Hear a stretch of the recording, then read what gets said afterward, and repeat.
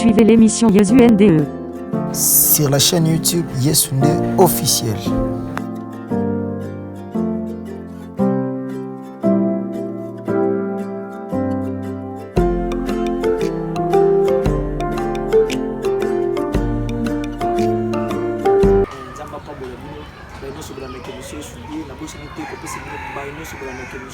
Merci à pasteur Joël Longo depuis Londres, merci beaucoup à Charlam depuis Angola, Bana Fumicile, na Congo, partout nous a Nzambe Apambola.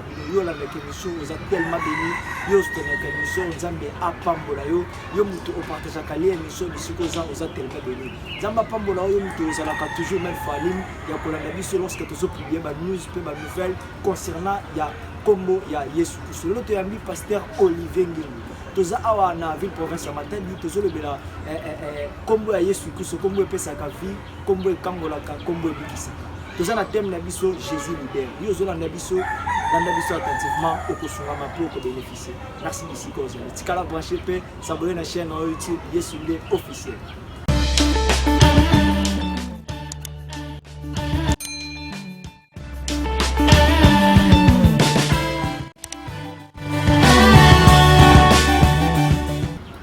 Papa. Bonjour. Merci beaucoup papa pour la présence dans l'émission Yesunde. Avant tout, quelles sont les nouvelles pour m'abonner dans l'émission? Merci beaucoup pour la parole. Soyez bénis. Na tondio combattre pour biso opportunité ya koyamba biso na chaîne Yesunde. Nikolo bake Yesu kaka. Je veux dire en dehors à Yesu, il faut espérer et le. Alors, Yesunde aza nyonso, Yesunde aleki nyonso. Nouvelle autre chose à l'anango, autre bandongo na émission. Ezali ya koyebisa bandeko nyonso bazali kolanda biso partout dans le monde que nous sommes de l'église des Pentecôtes internationale. L'église des Pentecôtes internationale ezali une grande église. Ezali na siège social nango awa na Matadi, précisément bisika sur l'avenue de l'Épi, numéro 3554, cadastrale bien sûr, la commune de Matadi, le quartier Ville-Haute, quartier Oeza, quartier Ville-Haute, le lotissement Safari. Nous allons awa pour la sango na Yesu, Pambate, Yesu Nde. Merci beaucoup papa, ils ont un épisode à la brancher, Djambe Akosunga, peu Okosunga mana émission. Papa, thème na biso za Jésus libère. Na thème na Jésus libère, quelles sont de nouvelles à quatre thèmes na Jésus libère, on a tous hommes na Jésus, tous hommes na libère. Tous en a le combat à Jésus. Jésus Christ c'est qui? Voilà, merci pour la parole. Na lini bande ko nyonso ba yoka et puis va maîtriser différence autour de ça. Nazui Jésus-Christ libère. Dans le nom de Jésus-Christ, je commence par le nom Jésus. Jésus, c'est un nom juif. À part Jésus-Christ, il y avait aussi beaucoup de Jésus dans le cas d'Israël. Pour se souvenir à un certain bar Jésus. La série à Paul. Pour se souvenir à Jésus et belé et bazala qui n'a pas d'Israël. Donc Jésus c'est un nom juif. Sauf que même le nom d'Israël, tout à Jésus. Mais ce qui différencie la personne de Jésus avec les autres Jésus, c'est l'esprit messianique. Jésus poste le nom Christ. Olivier Ngini. Jésus Christ. Le Christ, c'est l'envoyé de Dieu. C'est le Messie. C'est l'esprit messianique. Pour aller plus loin, quand est-ce que l'esprit messianique est côté dans la personne Jésus pour accomplir la mission? Parce que quelle était la mission de Jésus? C'était de libérer. C'est pourquoi nous avons dit Jésus-Christ libère. Vous comprenez? Maintenant, je prends l'esprit messianique. Jean 16. C'est lui qui m'a envoyé. il m'a dit. Je suis dans le livre de Luc, dans le chapitre 1. Azolobaki. Oyo atindaki ngai. Alobeli ngai. Oyo okomona molimo kokita. Likolo na ye. Yebaka ete yende ici. Jean azosala témoignage. Azolobaki na yebaki ye ke. Et c'est le jour où l'esprit messianique, quand je parle de l'esprit messianique, il faut comprendre que dans le jardin d'Éden, il y avait deux esprits. Il y avait l'esprit messianique, qui est représenté dans l'arbre de vie. Et puis, il y avait un esprit de connaissance du bien et du mal. L'esprit Lucifer, qui est représenté dans l'arbre de la connaissance du bien et du mal. Esprit, il y a Lucifer et l'attaque nzoto, pour esprit et monanaka à l'aïnité. Il faut être forme pour émonana na mission. Esprit Lucifer et l'attaque nzoto il y a serpent. Je suis formé on est un serpent pour être solo la. Et autant la Bible bien la Genèse que Dieu a envoyé les anges pour protéger l'arbre de vie. Pourquoi est-ce que Dieu a envoyé les anges pour protéger l'arbre de vie? Parce que Muntu a compris qu'il faut précipiter pour qu'il y ait un moment de l'arbre de vie. Mais déjà, à baby ça qui a tombé déjà 4 mois. Et la personne a éternellement mais 4 mois. Elle va vivre éternellement 4 mois.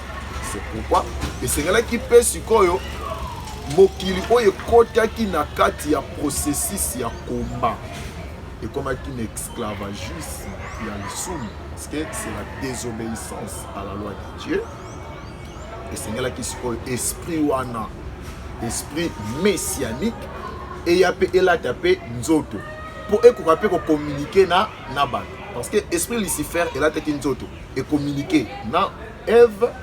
Et c'est là qui peut esprit messianique et là tapé nzoto pour communiquer pe na monde. C'est pourquoi l'esprit messianique est l'attaqué nzoto, il y a Jésus. C'est pourquoi nous disons Jésus Christ. Alors papa, nandingo peut se la différence. Tout le monde a comme s'il y a une différence entre le nom Jésus et Christ. Oui. Jésus veut dire sauver. Christ, c'est l'envoyé de Dieu, c'est le Messie. Et nous, on a démontré que Jésus-Christ a été envoyé. Parce que dans le moment où les gens ont été Jésus-Christ a comme prophète, nous sommes préparés à Bélé, c'est que le Bélé, on a aussi le second Messie. La différence, c'est que Christ a été envoyé de Dieu. Si vous ne même pas, si l'église de Jésus-Christ sur la terre par son envoyé Simon. J'ai toujours aimé parce que ces gens-là reconnaissent d'abord que l'église de Jésus-Christ, c'est par son envoyé. Donc, Kimbo Kimbangu, Simon Kimbangu est aussi envoyé de Christ. De la même manière que le Christ a envoyé les apôtres d'aller partout dans le monde, prêcher la bonne nouvelle, côté à Samomalam. C'est de la même manière aussi que Christ a-t-il dit, oui, dans Marion Branham, comme on était un prophète, pour annoncer un message. C'est de la même manière que Christ a-t-il dit Simon Kimba pour apporter un message. Mais tous ces gens-là ne sont pas les dieux, ils sont des serviteurs. Mais aujourd'hui, maintenant, je vais vous parler de la personne Jésus. Parce que Jésus lui-même, il qui passe pour la badjif bango moko na nobani yesu que azali motinga. Bazalaki na lolenge na bango ko bazalaki kozela. Messi awa mesekela ki. il y avait un jour, je suis dans le livre de Luc, chapitre 4, dans verset 16,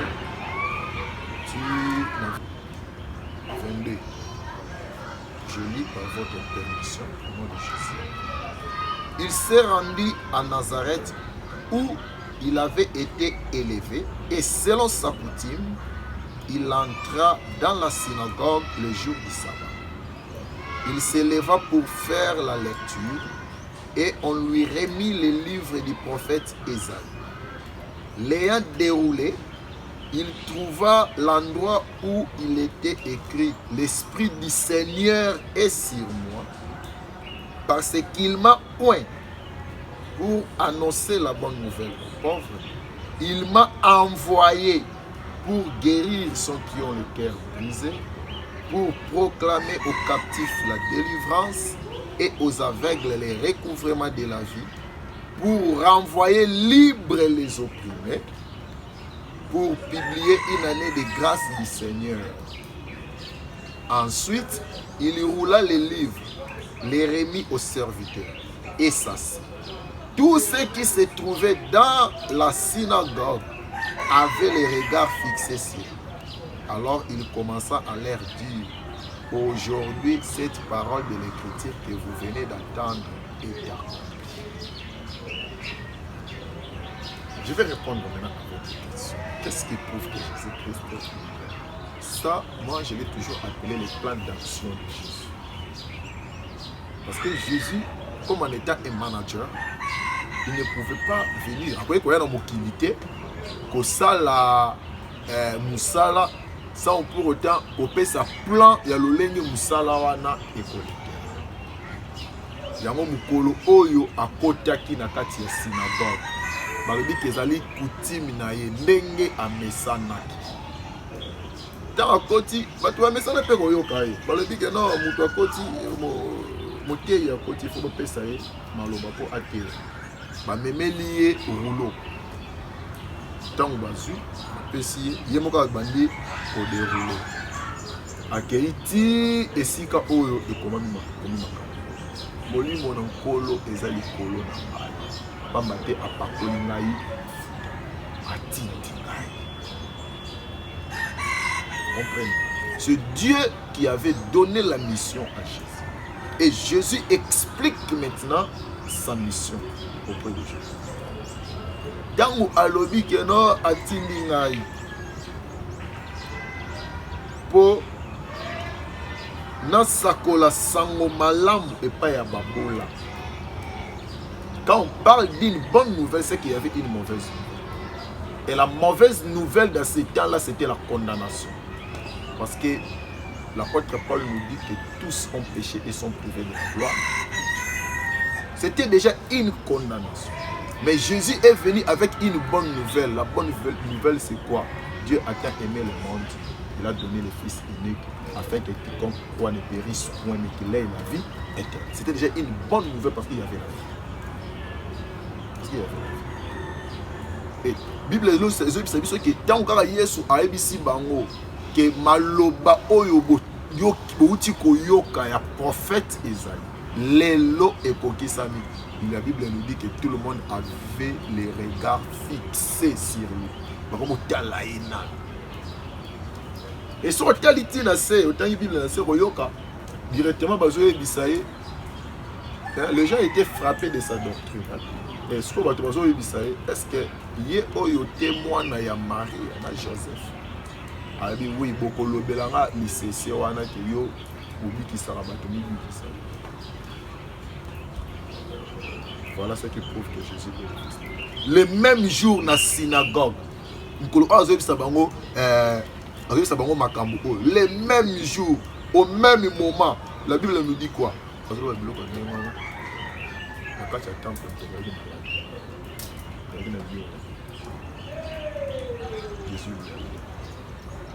Soko kiti lisusu babimi po bakende Capernaum. Parce que makambo a lobeli bango e banda kokokisa. Balima ke Capernaum, bala moko ndimi mabe ko moganga. Likambo nini entre biso na yo Yesu? Toyebi ke ozali motindami ya Nzambe. Même les démons babi ke Yesu oza motindami. Je ne sais pas si les démons savent que c'est notre monde. Je ne le nie pas. Hein. Il a sa capacité. Il y a des gens qui croient. S'ils pouvaient croire au message qu'il manque, ils ne pouvaient pas élever qu'il manque au niveau de Dieu. Si les gens pouvaient croire au message de William Marion Branham comme en étant un serviteur, les gens ne pouvaient pas prendre William Marion Branham comme leur Dieu. Parce que ça serait une abomination et un péché. Parce que la Bible dit que tu n'auras point d'autre Dieu devant. Merci beaucoup papa. Tous en côté libération. On le dit la question Jésus-Christ se libère. Alors libération au Christ est libération. C'est pour tout le monde. Ils ont pour la caca juif parce que nous le salut pour les juifs. Libération. Ils ont pour la bâtiment. Tous les caca uniquement pour la juif. Dans ce pays-là, et puis Mukanda, il y a Jean chapitre 3 verset 5. Attends, dans une mois, il y a bébé. Moi, je suis bébé, je suis ici, je suis un peu Jean 3,16. Comme si nous avons Jean 3,16 à l'église. Mais aussi, aujourd'hui, nous allons lire dans l'épître de Jean, chapitre 3, verset 16. Après, attends. Nous avons frère moi car Dieu a tant aimé le monde, il a donné son Fils unique, afin que quiconque croit en lui ne périsse point, mais qu'il ait la vie éternelle. Waouh, très bien. Il y a des gens qui ont été Simba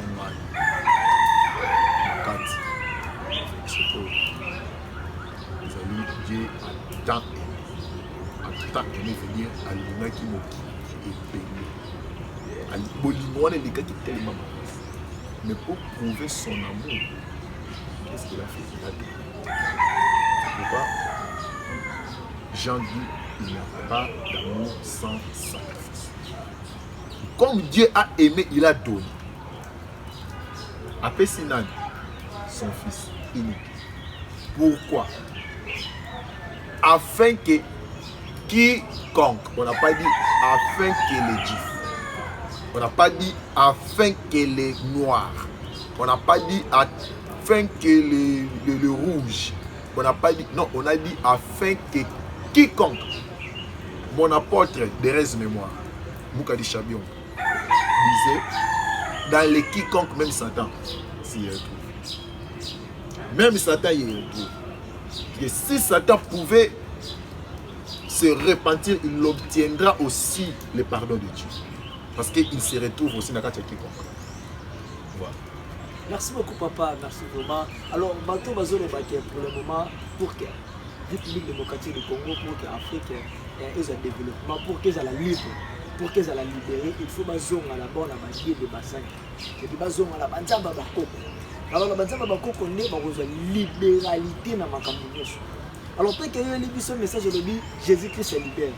Alors, lorsque beaucoup d'églises de l'Afrique, ils sont en Afrique, ils sont en RDC, mais souffrance, ils ont continué, ils ont continué. Pourquoi? Parce que Jésus-Christ a dit que tous ont parce que le message, ils ont tout talent. Tous ont comme si ils ont fou. Réellement, il faut toujours qu'on pour nous développer ou réellement, tout ce qu'il y a Jésus, tout ce qu'il y a Christ a libéré du sol. Je vais vous parler en tant que scientifique. Je vais répondre en tant que scientifique. Selon la vie sociale, pour Manaïa pour rejoindre, il faut convaincre. Ceux qui ont un kangami dans il faut qu'on appelle quand même changement et pas. Là, je ne parle pas en tant que pasteur, je parle en tant que scientifique dans la philosophie. Il faut qu'on appelle changement, mon côté pas pour pousser un talanami yomoko vie ya muntu ozo ba kino il faut tozonga na nzambe ya bako il déjà zongi panza hein yo ozongi déjà panza je vais vous relater une histoire. On a raté l'examen d'état 3 fois dans une école humaniste. Première fois au Salimé mes parents m'ont forcé dans le jour. Je suis allé ailleurs. Dans ça, il m'a dit non, il faut que je rentre dans mon école. Et coïncidé, le chef spirituel, je ne parle pas des Fumu Kimbang, le chef spirituel de l'église communiste, que je respecte beaucoup, le papa Simon Kimbang au Canada, qui devrait venir ici à Matadi. Et à cette époque-là, Nazala qui chef de promotion, qui va être obligé à comprendre. Maintenant, on nous a dit ceci. Il faut que son babiso sur la stylo. Yes. Ça va? Que son la stylo est sika. Donc, papa, Simon Kimba, il va bénir la mission. Mission de Bango. Maintenant, le jour en haut, on a la Kendaki. Toute la promotion était là de 53 élèves. Parce qu'on était à 54, sauf moi. 53 bakili. Na bakado à Sombaki, tout ça. Okay. Donc, papa a fait toutes les cérémonies. Dans la logique des choses. Et c'est là qui va nier sur la joie. C'est ça. Mais ils sont nions sur tout ça. Na bango, bakendaki, et pas un zambe. Na ngai on a kendaki.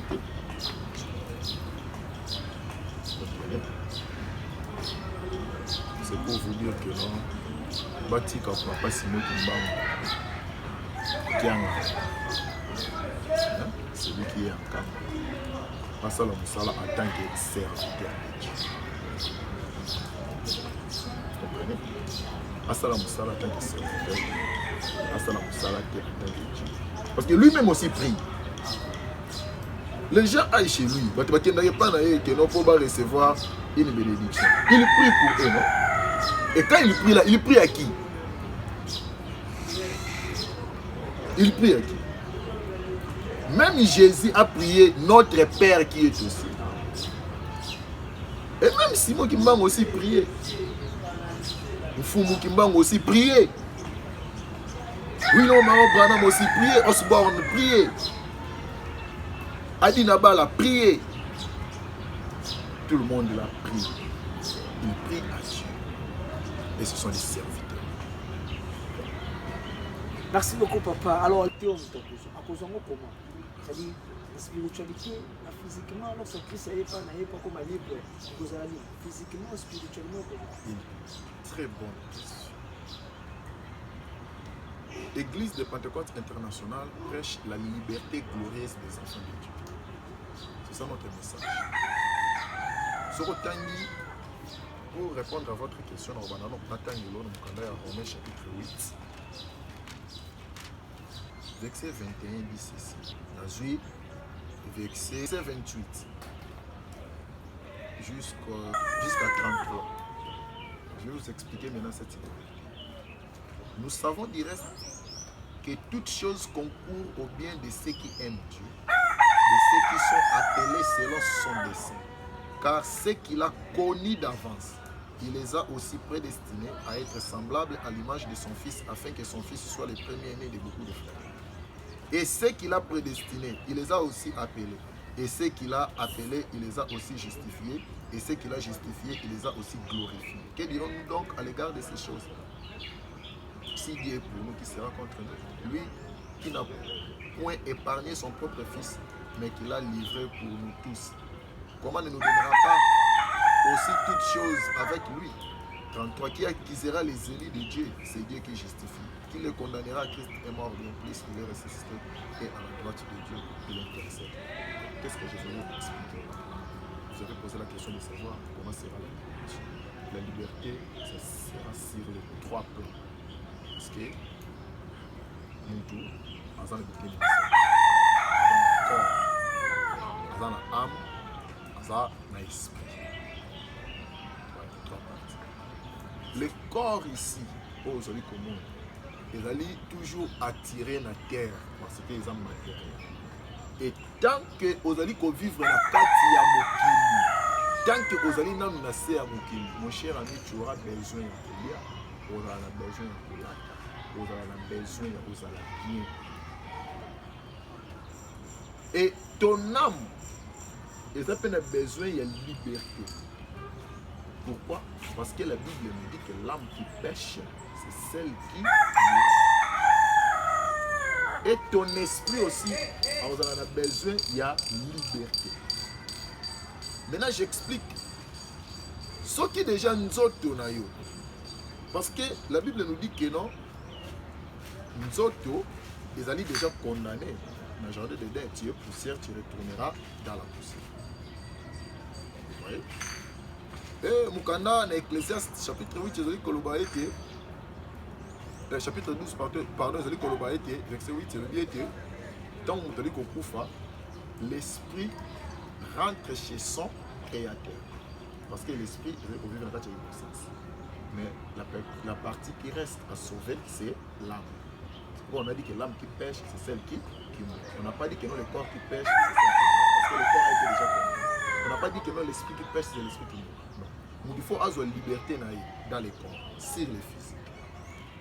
Parce qu'il y a des choses oyo ekutanaka oyo bato bakutanaka dans les physiques oyo ezoko empêcher bango ba faire face. Pourquoi? Parce que leurs esprits ils se retrouver déjà dans la kati ya molili moko. Je prends seulement un exemple, mon cher. Il y a des gens à la ligne à pongi azo sala cauchemar.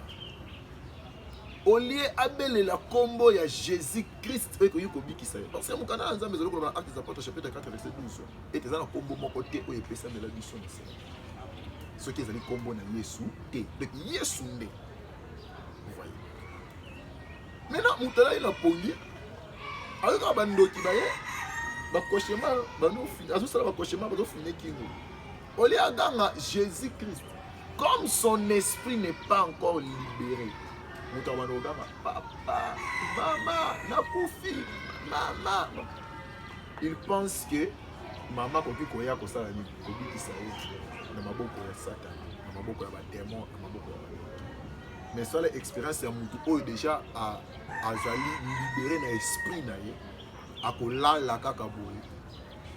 Ceux qui ont attaque moko lingi ya esprit na ye ko réagir contre l'attaque. Pourquoi mutu na kati ya pongi mutu agangi Jésus-Christ. Mais tu peux citer le nom de Jésus comme ça dans les physiques, ok. Mais côté la spiritualité, cite maintenant le nom de Jésus. C'est là où se pose le problème chez les gens. Parce qu'il y a des gens qui parlent de Jésus, mais ils ne parlent pas de Jésus en esprit. Les gens parlent de Jésus qui était resté en Israël, le Jésus de Golgotha. La personne de Jésus, mais les gens ne parlent pas de Jésus-Christ qui était ressuscité. Et c'est pourquoi je vous dis que Jésus-Christ libère. On y a moko abeni, azali ko justifier ba. On y a moko abeni, azali ko glorifier ba. Pourquoi? Pour pas côté na kati ya gloire de l'enfant de Dieu. Et c'est pourquoi l'apôtre Paul dit aux Galates que non. Mutu soki azali kati na Yesu akomi mutu ya sika makambo nyonso ya kala elongwe makambo nyonso ekomi ya sika. Bien aimé, on va te regarder seulement comme ça mais que non c'est le Suisse c'est un affranchi. Au même elongi na yo même physionomie na yo figure na yo lolenge no yokozala et ko lakisa vraiment que tu as obtenu ton liberté. Merci beaucoup papa. Alors bato bazola na biso balabi thème oyo baza na ba problème na ba vie spirituelle ou ba vie physique. Baza pe na besoin bazala libre. Bakosa la vie. En tout cas pour être libéré. Bien aimé dans le Seigneur, les gens comme nous sous te plaît. Tous en abroché na biso moko le début de la solution pour la libération de votre âme, c'est la prise de conscience. Il faut nous reconnaître ma bé oyo azali kosala. Comprenez? Mutu a reconnaître nini oyo kotisie kati na bo so tengi mukanda ya Romains chapitre 7.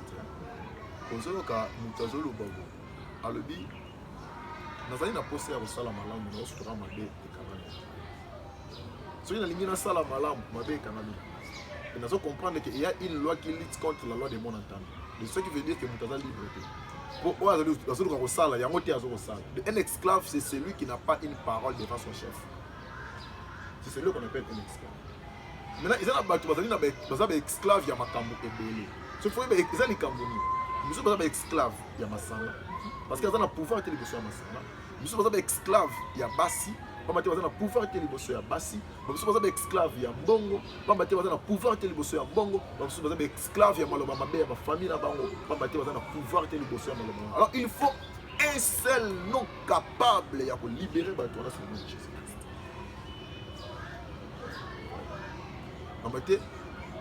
Non, si je veux faire les biens, dans mon canal acte des apôtres, si je veux faire les biens, nous recevons ma bé déjà.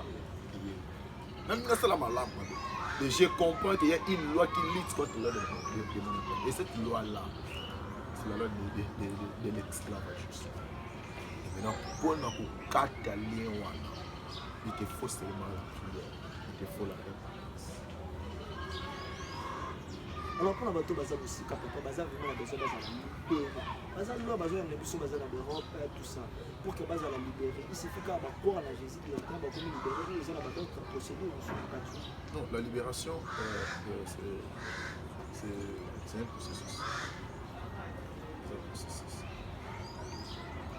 Dans un peso astisme.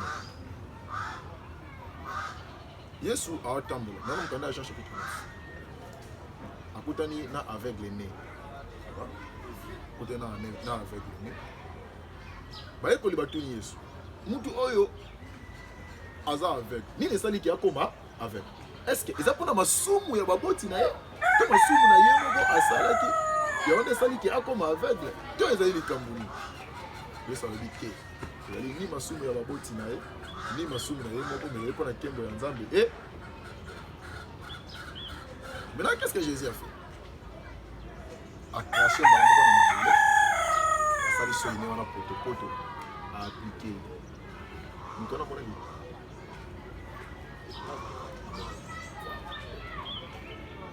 Mais a dit ça qui est à silo. Nous avons tant à qu'il na silo a sokoli elon mais a sali ni. Nous devons aller soutenir que mais il y a la procédure mususu. Il y a la mususu un paralytique. Là j'étais dans mon canal à Jean chapitre 9. Maintenant là c'est Jean chapitre 5. Un paralytique de 38 ans. Dans l'Israël condition ya kobika, condition ya kozala libérer na maladie de notre ministère c'était quoi? À passer dans la piscine. Mais ce jour-là, il est allé dans la piscine. Parce que il est moko Jésus, la personne qui libère, est passé par chez lui. Bien-aimé dans le Seigneur, toi qui me suis partout dans le monde. Dans le Seigneur, kakake, oluka présence ya Yesu. Quand je parle de Jésus-Christ, je parle de Jésus-Christ réel. Alia na bomo inayo, quelle que soit la distance. Yo okole kanabete stade. Parce que Jésus va passer par chez toi et tu seras libre. Et tu seras libre. Pour une libération, pour oser la libérer, ça ne demande pas seulement l'imposition des mains de Christ. Mais on peut t'imposer les mains pour tirer une bombe. Ah, au tir. Mais le jour où tu vas prendre la décision, il y a qu'on dit mais là Jésus Christ dans vrai cœur aux huit décisions il y a qu'on tika au salam makamboana et pour comment on. Merci beaucoup papa pour la thème au instant de bonheur monsieur de comment presque monsieur que monsieur monsieur yo la mec monsieur a béni partager les on a proche de vous pour prendre la personne alors papa de comment presque monsieur je ne sais pas pourquoi tu as mis les gens encore on va dire que ça va dans Nzambe nyonso baluka ba libération de la vie baluka la libération ya baame na bango ya baesprit bato mosusu bakangama na bamalédiction ya famille, bato mosusu bakangama na maloba ya mabe, bato mosusu bakangama na bacondamnation ya lolenge na lolenge. Mais la bonne nouvelle pour nous koyela yo mokolo ya lelo ezali que Jésus avait déjà signé l'ordonnance de ta libération. Singeli kaka yo obima bisika oyo ozali. Ezali kosenga na yo bisika oyo ozali obongola motema na yo, on se repentir sincère et tu vas voir la gloire de Dieu. Je ne te demande pas d'aller te diriger dans une église, mais je te demande seulement de te repentir sincère. J'insiste sur le mot. Je dis la repentance sincère. Dans le dit repentance partielle. Repentance sincère.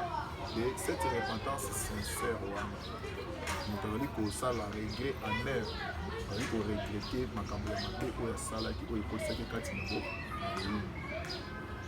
Et la temps où on a mis à cause qui mais à méditer et après on continue à vivre.